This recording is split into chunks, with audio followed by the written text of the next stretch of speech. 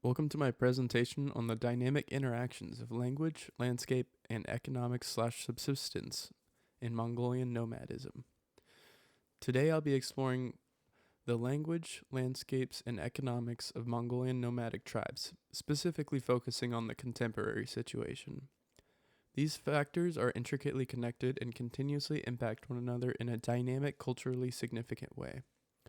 Mongolian nomads still consist of roughly one-third of the population of the people of Mongolia and have a deep, rich heritage. Yet this does not represent the main population of Mongolia. As stated, quote, Mongolia nomadic society has been used to imagine and narrate authentic Mongolness almost to the extent that to be Mongol means to be a nomad. Minar. Mongolian nomads are one of the few great nomadic cultures left in the world.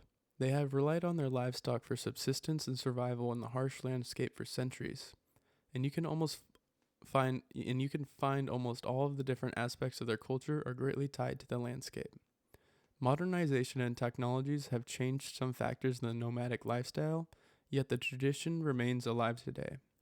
However, there is much to discuss regarding the challenges they face, considering climate change and various other factors in modern day life. As a Westerner, it can be difficult to maintain cultural relativism when viewing the Mongolian nomadic communities.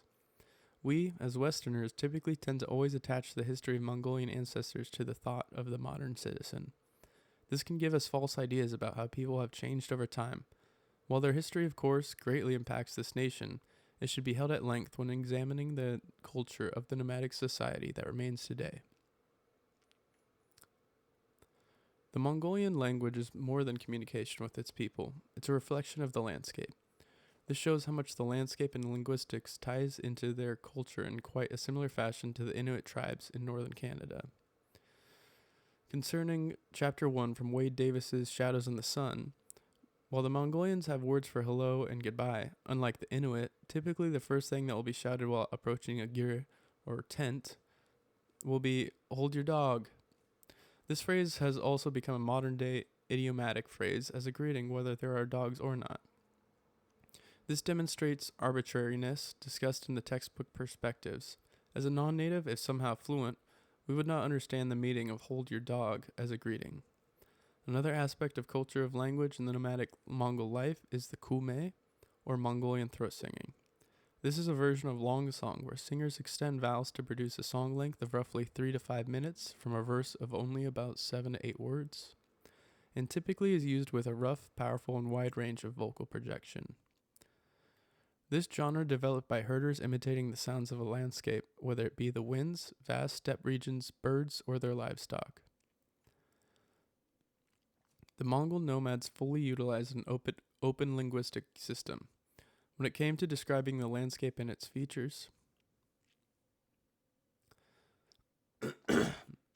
when communicating with other herders, they typically would advise of favorable landscapes using few but very descriptive words tied to the landscape.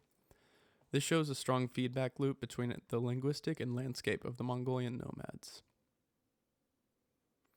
And here in the top right, we have the Huban, who mixes elements of rock with traditional Mongolian throat singing. And in the bottom right here, we have a nomadic herder with his dog, which are quite prominent. And just a short clip.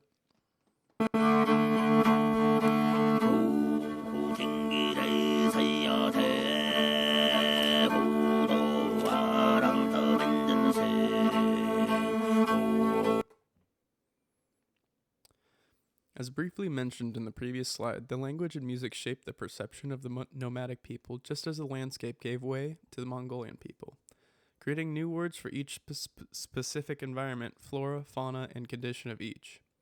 On observing tables on the translations of landscape descriptions, it's staggering to see how many different words they could develop to convey information about the landscape. From an outside perspective, it can seem unnecessary, but due to the diversity of Mongolia and the extreme conditions that range through the land, the information is of the utmost importance. These landscape identifiers were developed through decades, if not centuries, and still evolve today. Speaking of patterns of long development, the Mongolian nomads have a deep and traditional understanding of land use. They govern themselves quite well, as any overuse of the land from the herd will result in desertification, and all the tribes will be worse off next year. This directly correlates to the indigenous pennon observed in Chapter 2 of Wade Davis's Shadow in the Sun.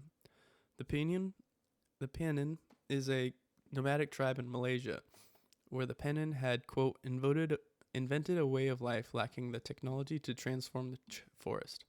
They had chosen instead to understand it, end quote, Davis. We can directly observe this in Mongolian nomadic culture, in their deep understanding and respect for the land they utilize and subside on. While they may apply different approaches to surviving their harsh landscapes, both indigenous people are proud of their way of life.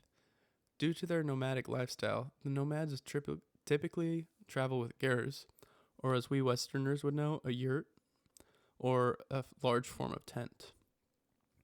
Nomads also use landmarks of the vast region of Mongolia when passing down generational stories, oral histories, and myths. This preserves the rich symbolism and respect for their environment through the generation. And here we have a figure of multiple different types of verbiage they would have created. So down here we have a green meadow, and that would be considered this word. I'm not going to even try to pronounce it. And it was interesting just to see how, it wouldn't just be a mountain slope, it would be a rocky place with loose earth. Or just very descriptive, and it's obviously hard to explain in our own language, but it's pretty cool. And then below this, we just have kind of a depiction of a yurt being built, a gur. All right, on to economics. The Mongolian nomadic communities adhere to a delayed return system when it comes to their subsistence. At the same time, subsistence farming remains central to the nomads' lifestyle they have, but over time, integrated into commercial markets to supplement income. Livestock is Mongolia's number one gross domestic product, with a total of 41 million heads of livestock in Mongolia. Nomadic communities also trade with each other and, in recent decades, have started producing handicrafts and guided tours of their indigenous region to adapt to modern markets. Referred to as the five snouts or five jewels in Mongolia, this represents the mainstays for livestock in the country. This references horses, sheep, goats, cattle, yaks, and finally camels. They obviously lump some together like sheep and goats in there. However, this dependency on livestock can lead to a dangerous road, considering just one zud, quote, a prolonged period of heavy snows and paralyzing cold, end quote, Jacobs, can leave nomads and their roughly 800,000 herders with almost no way to recover, Jacobs. The pastoralism practice in the society demonstrates their rich and enduring ties to the landscape, and how their economic and subsistence patterns feed back into their landscape culture. The benefits to the ecosystem from the practice of pastoralism can be, quote, seed dispersal, nutrient distribution, and composition of plant communities, end quote, Dries. In a summary of economic and subsistent ways of life for the Mongolian nomadic communities spoken by last name Dava, quote, nomads can produce all they need for life by themselves. They don't think about their money as assets. Their animals are their assets, end quote, Clark. I've briefly mentioned the various feedback loops, but we'll go over it more in this slide.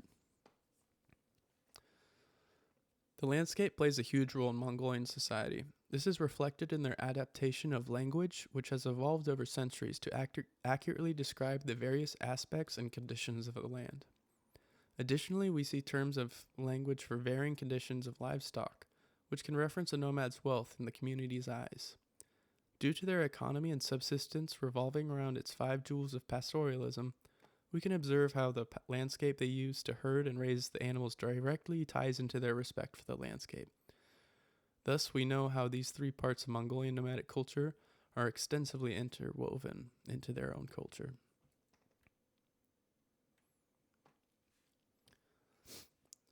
With climate change on the rise, the Mongolian nomadic societies are suffering. The nomads are quite adept at knowing their environment and weather conditions as they travel constantly. Yet with climate change, things have become more unpredictable in the Mongolian steppe. with hotter summers leaving drought and severe winters causing death among unprotected livestock. An article from the New York Times in 2010 showcases the effects this is causing among the Mongolian nomadic people and all Mongolians. Quote, Mongolia and its 800,000 herders are reeling from the worst winter that anyone can remember. According to the United Nations relief officials, nearly 8 million cows, yaks, camels, horses, goats, and sheep died. About 17% of the country's livestock. Even if the spring rains arrive soon, 500,000 more animals are expected to succumb in the coming weeks. End quote, Jacobs. Due to the huge economic reliance on livestock, the nomadic and non-nomadic communities of Mongolia are suffering to adapt to the new conditions set on them because of climate change. Another long-term issue nomadic communities face is the overpopulation of livestock, which has quadrupled to 40 million head since the 1990 revolution that ushered in democracy, end quote, Jacobs. This overstocking of the country's main economic subsistence source can lead to desertification and overgrazing.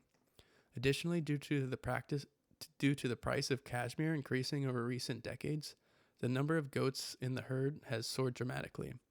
This can cause damage to the steppe as goats aren't picky eaters, so they'll just eat anything, and their sharp hooves can damage and break away nutrient-rich topsoil that gets swept away in the harsh winds. Jacobs. This may cause a drastic cultural shift in the Mongolian nomadic people as it becomes increasingly more difficult to herd in adverse weather conditions. This can lead to a loss of language if herding among the various landscape degrades, as well as changes to their economic patterns. The three aspects discussed of the Mongolian nomadic culture are so intertwined that any change can lead to centuries of traditions and values being lost.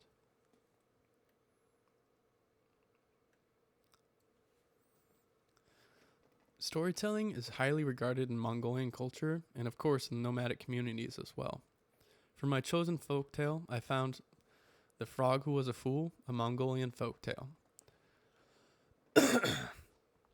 I will surmise it as best as I can. The tale is about a one-eyed frog who loves everything about the weather of the world, whether rain or shine. Yet he wishes for a friend. One night, a great storm arose, and a turtle was swept away from his home in Vusnur Basin. So he set off on his quest to return home to his family and friends. After tirelessly trudging, the turtle began to feel quite dehydrated. Luckily, he stumbled into the frog's well. The frog, in his delight to possibly gain a friend, questioned him frantically. The turtle told him of his predicament, and they exchanged words about their home. Yet the one-eyed frog living in his small well could not believe the turtle that he lived in such a beautiful and large home. The turtle called him foolish for thinking he was lying to impress him and said, quote, think whatever you like, but the fact is, you know nothing of the world. If you were wise, you would listen to those who know about the big world out there. If you were wise, you would pay close attention to those who have experience with life and storms and seas. But since you do not listen, you will remain forever a fool, end quote. The turtle then left, not wanting to waste the rest of his time with a fool, and thought it better to take his chances and move forward. This story has ties to the landscape of Mongolian nomadic people as it showcases the vast expanse that is Mongolia. It also hints at the nomadic lifestyle that promotes movement with its herding, seeing the vast world, and not wasting time tearing words. It also shows how those who are wise know the landscape of the world, which ties into the landscape obviously, but given the nomadic linguistic variety of the landscape vocabulary, it can be related to the cultural language. In conclusion, we can see how the Mongolian nomadic people have dramatic feedback loops between landscape, language, and economic patterns. These pillars of culture are not separate but interdependent systems that shape each other. Language reflects the knowledge of the land and economic practices, while the landscape influences subsistence patterns. In the coming years, Mongolian nomadic communities will struggle to adapt to harsh weather patterns causing drought and effects on plant life, and thus affecting their yield of being able to herd and produce livestock. Additionally, they may have to consider finding a livestock figure that doesn't have adverse effects on the steppe region. All right, that concludes my presentation. Thanks for watching/listening. Here's my works cited. Thank you.